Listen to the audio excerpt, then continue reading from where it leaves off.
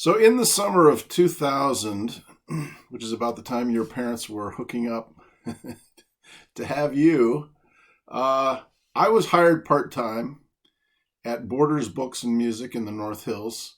It's where it's where I got this chair.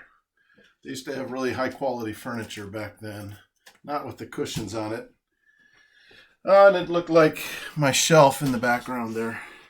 And the first day that I was an employee, they gave me a lanyard with a name tag, and the assistant manager showed me around the store.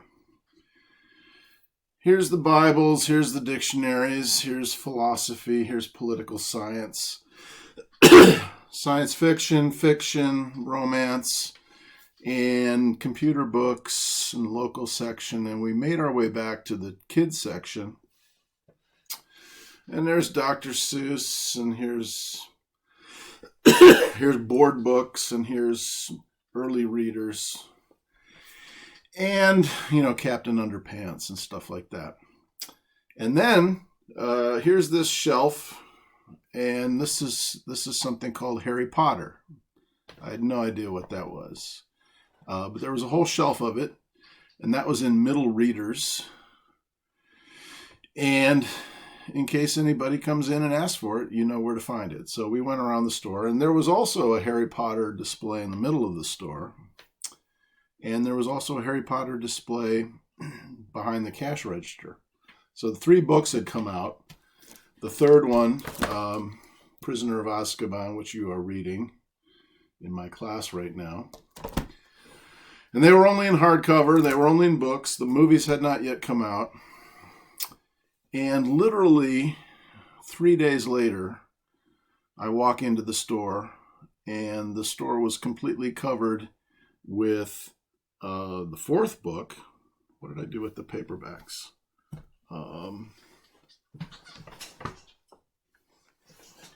Here we go.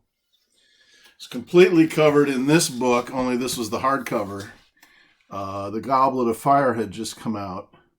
And that was the first midnight release party. And in retrospect, I look back now and I realize I was actually hired part-time at Borders because they needed extra staff because of these damn midnight release parties.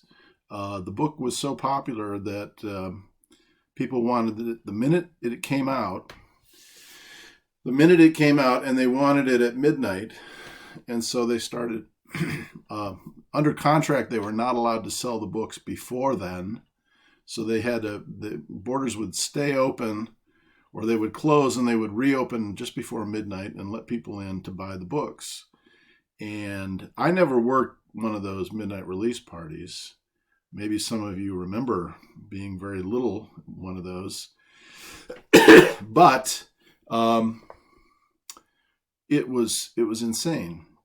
And as I say, the whole bookstore became Harry Potter Central. I was interested in other things. I was reading other things. I ended up going back to college and getting my PhD over the next 10 years. But in those days, I just wasn't interested in reading anything, falling into any kind of intensive preoccupation. So I didn't read a single sentence of it. But everybody, if you think this is just for kids, everybody that shopped at Borders bought Harry Potter. And we're talking college professors, we're talking the TV weathermen,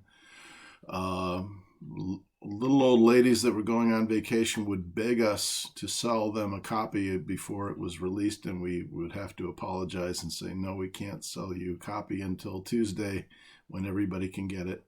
But we'll have a copy for you waiting when you come back from vacation. So everybody read it, young and old, not just parents of kids. And these were, $30 hardcovers. This was, how much was this one?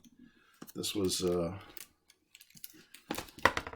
$22.95. That's a bargain. But then they got even bigger. And I was there for the next 2 or 3 books. I think I was up everything but the last book. So I worked there from 2000 to 2005, and I literally must have handled 15,000 copies. I actually counted it up. I mean, literally every single day at the cash register, at the information desk,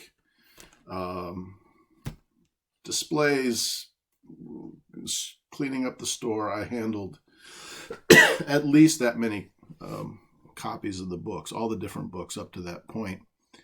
And not including the box sets. There were box sets of the first 3, and then the first 4, and then the first 5.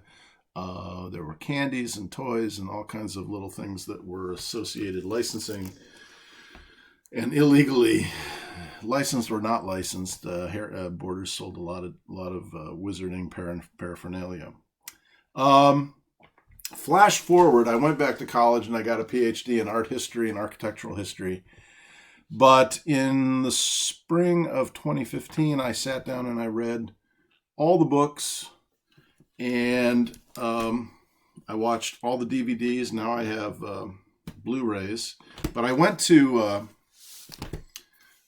Borders went out of business in 2010, so I went to Half Price Books and I bought the first one for $3.99, $4. And I took it home and I read it. Oh, it was pretty good. Whatever. It's not bad. I'd seen some of the stuff on movies on TV. Oh, 3 kids running around a castle. I guess it's not so bad. I was just trying to figure out what the phenomenon was all about. So I went back to Half Price Books and I bought the DVD. And I bought the second book, which was this copy without a dust jacket. This was Chamber of Secrets. And I read through it, and yeah, again, okay, 3 kids running around a castle, evil wizard, okay. And the difference was halfway through this book, I swear to God, I started crying like a baby. Just something about, poor Harry, poor miserable Harry is orphaned. He's never met his parents. This evil wizard's trying to kill him. Everybody's bullying this poor kid. I'm laughing, I'm crying, I'm becoming quite invested in this story.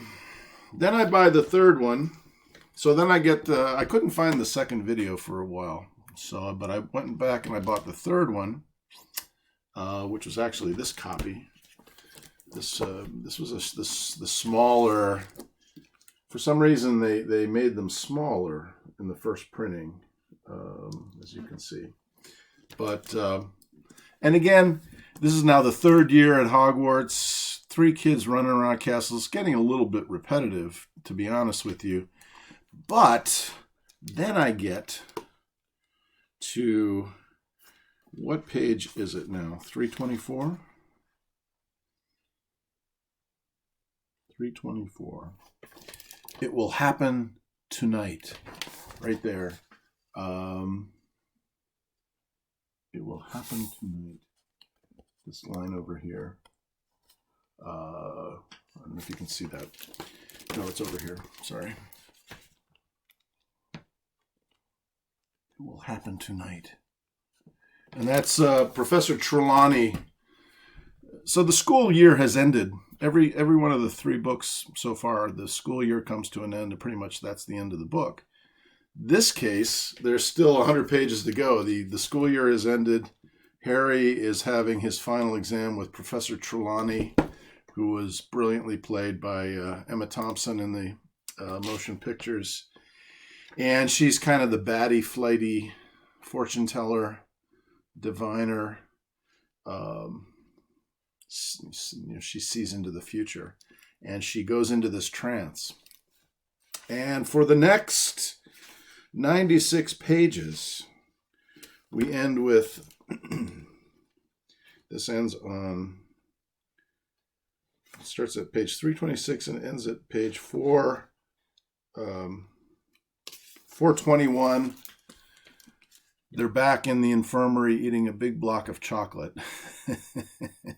So from page 324 to page 421, it's about the most brilliant 96 pages I've ever read in my life. And the first time I read it, I'm thinking, Scabbers? Peter Pettigrew? What the heck? And I nearly threw this book across the room.